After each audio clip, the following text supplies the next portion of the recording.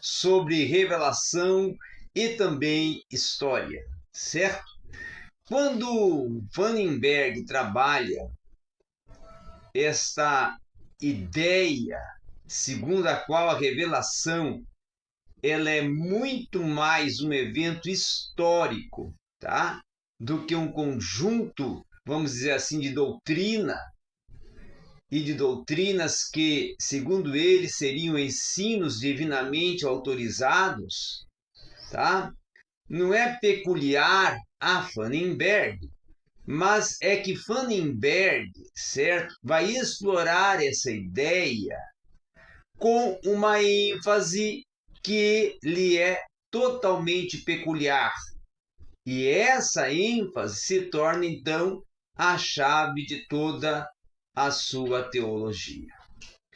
A revelação como doutrina, nós podemos trabalhar ela a partir de um conceito de revelação aonde se vai ter e obter um papel central na teologia moderna.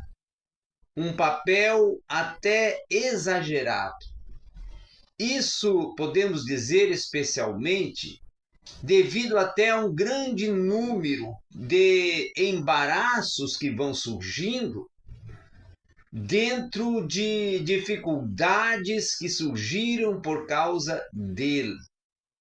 Podemos até fazer, inclusive, um paralelo dentro da história da teologia e no período da ortodoxia protestante do século XVII, tá?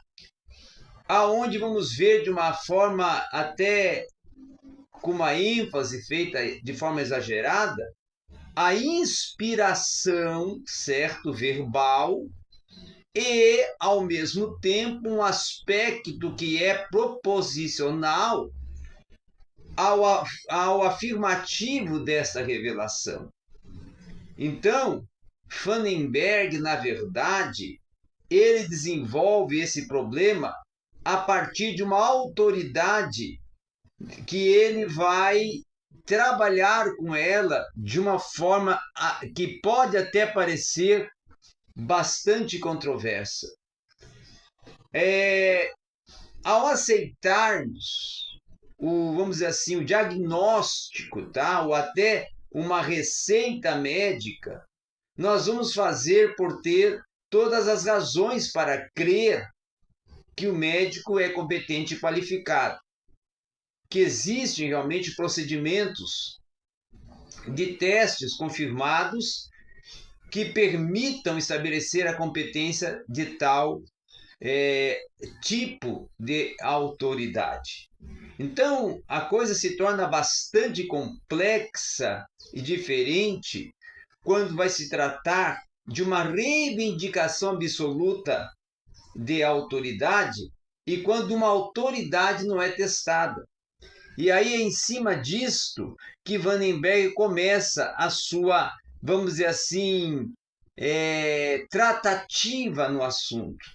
Então, em larga escala, podemos dizer que se considera um apelo à autoridade absoluta das afirmações que são reveladas, como se fosse um problema para a racionalidade responsável, tá? E nesse florescimento de razão autônoma, que é até conhecida como iluminismo, dentro do século XVII, nós vamos ver que essa visão se torna categórica da autoridade dogmática porque ela vai cair sob uma crítica muito severa.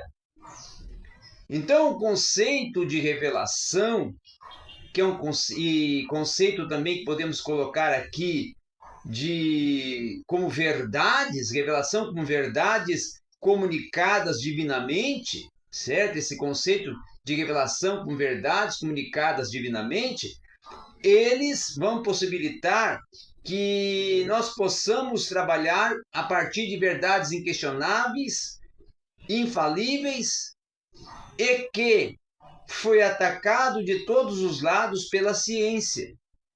no período do Iluminismo, tá? Então, é algo que precisa ser pensado e considerado quando, por exemplo, foi inclusive batido pela filosofia e talvez até, vamos dizer assim, por todo um contexto científico da época do Iluminismo, desse período, em que Kant, inclusive, Immanuel Kant vai escrever em 1798, certo? Que o teólogo bíblico vai mostrar que Deus existe porque ele falou na Bíblia, mas não é nem possível, nem legitimado, certo? Vamos dizer assim, que Kant então está fazendo um contrassenso quando ele diz nem legítimo para o teólogo bíblico como tal afirmar ou estabelecer que Deus mesmo falou de fato na Bíblia. Isso é uma questão de história. Vemos aí que Immanuel Kant está partindo por um princípio histórico, certo? Na verdade, essa visão autoritativa da revelação verbal nunca sobreviveu realmente às críticas do Iluminismo. E não foi, a não ser que não foi naqueles momentos de círculos que se qualificaram de fundamentalistas, tanto no contexto do catolicismo como também dentro do protestantismo. Então, uma das características que nós podemos ver muito apreciadas de Pannenberg é o novo vigor intelectual com que ele retoma a racionalidade crítica do Iluminismo. Ele não pede, por exemplo, quaisquer que sejam os tratamentos especiais para a teologia e faz da crítica histórica, certo? Que parecia até ser o maior inimigo da teologia, o seu aliado.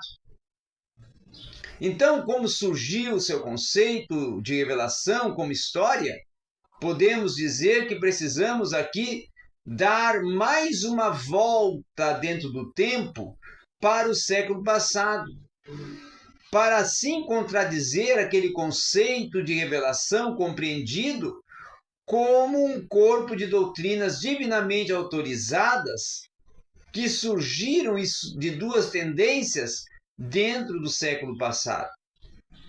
Então, nós vamos agora ver também a revelação como uma automanifestação de Deus, tá? Por um lado, Schleiermacher vai identificar a revelação já com a automanifestação de Deus na experiência religiosa, tá? Já o que evidentemente assim vai tender-se a diluir em várias formas de subjetivismo. Por um outro lado, o filósofo alemão Hegel vai conceber uma revelação como uma auto-manifestação do absoluto. E o outro teólogo da dialética teológica, da teologia dialética, o Calbart, vai dizer, do qual já falamos, que ele retoma, certo, essa concepção, embora de uma maneira até muito diferente, a concepção da revelação como uma auto-manifestação de Deus, que Deus não revela coisas, ele revela a si mesmo, certo? Então, Pannenberg, consciente desta história na teologia, ele reforma, ele retoma uma discussão neste ponto, nesse aspecto, e Pannenberg também respeita profundamente o Schleiermacher, e Pannenberg também vai, quem sabe, rejeitar e rejeita o subjetivismo e a concepção subjetivista da revelação, certo? E ele a rejeita com base na afirmação de que a fé não pode, segundo ele, certo, gerar a si mesmo. Então ele vai defender que a fé deve ser causada por um evento externo. tá? Por uma razão que também é rejeitar a interpretação existencialista que Bultmann faz, certo? Ao dizer que os eventos da revelação e a própria salvação do Novo Testamento, certo? São tratados dentro de uma visão em que Bultmann vai considerar que está numa linha de sucessão do subjetivismo de Skellenmacher, certo? Então, Vandenberg, ele procura e ele vai desenvolver uma posição de Karl Barth, em que, segundo a qual a revelação ela é a automanifestação de Deus nos eventos históricos, e não vai ter sérias reservas, porque para Barth, certo?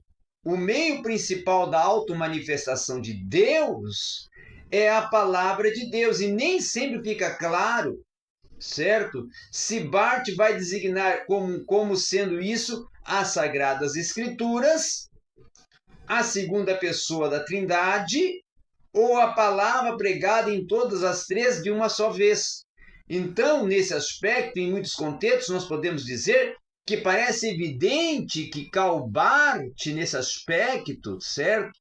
Ele está trabalhando de uma forma podemos até colocar, de uma defesa da palavra de Deus como a preposição, certo?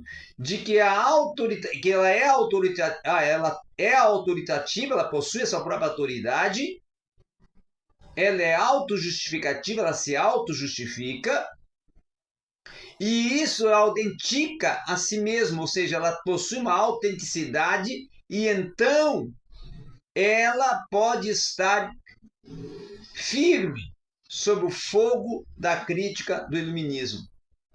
Ela pode vencer e contrapor e refutar e se defender da crítica do iluminismo.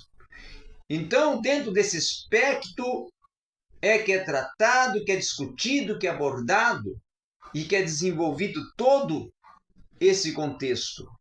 Também vamos ver a revelação como evento a partir de princípios como Pannenberg propõe uma compreensão profunda, que é consequente até de uma revelação como auto-manifestação de Deus na história, e uma revelação que se torna um evento histórico. É evento histórico, inclusive, interpretado como uma ação divina, e a origem desta compreensão de revelação, ela vai já se encontrar dentro da religião de Israel. E aí nós vamos ver que o povo de Israel experimenta vivenciar a sua própria história como uma auto-manifestação de Deus que era fiel para com eles. Certo? Então, eles os guiou através do Mar Vermelho, libertando-os do Egito. Ele os guiou para a terra de Canaã. E ele os guiou nas batalhas contra os seus inimigos e lhes deu a vitória. E ele os levou cativos para a Babilônia, para purificá-los pelo sofrimento, para voltar a redimi-los em seguida. E aí, nesse sentido e aspecto, hermeneuticamente, a objeção possível que é feita é a seguinte, que talvez a mais difundida na teologia moderna seja as afirmações que não impedem a concepção da revelação como podemos dizer até afirmações e doutrinas. Então se deve distinguir entre eventos históricos e a própria interpretação destes eventos, ou seja, a interpretação que os israelitas vão fazer desses eventos, a interpretação que vão resultar de suas doutrinas e afirmações, inclusive, da fé, e assim que o método histórico crítico começa a desenvolver e desenvolve as suas abordagens, vai trazendo, assim, um relato da ação de Deus na história de Israel, e essa abordagem caracteriza décadas, mais um século até de teologia dentro do contexto universitário. E aí Pannenberg vai fazer uma contradição, vai contradizer frontalmente essa objeção. Certo? Ele vai dizer de uma forma, vamos dizer assim, que ela vai atacar as abordagens da hermenêutica, que separava radicalmente o evento histórico e o significado ou interpretação do evento. Pannenberg concorda que se possa escrever essa diferença de uma maneira até abstrata, mas não na prática. O que se torna crucial, então, é que para toda a sua teologia, seu método, sua hermenêutica, é que o significado, o sentido dos eventos se torna inerente aos próprios eventos. Não existe, então, para ele, segundo esse propósito, outros teólogos ou até historiadores positivistas que possam desenvolver uma abrupta facta, certo? Ou seja, os simples fatos não possíveis, mas as suas abstrações puras não existem de forma concreta.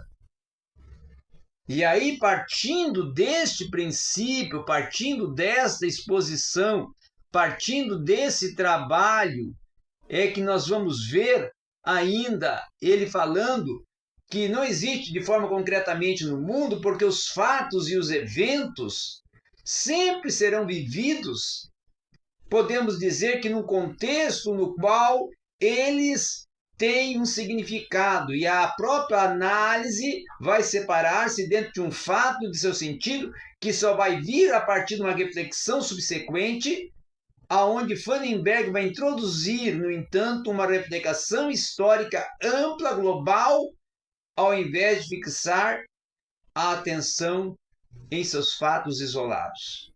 E esse evento que irá se tornar um objeto até de interesse do historiador se tornará isolado e escolhido por ele no curso mundial dos acontecimentos.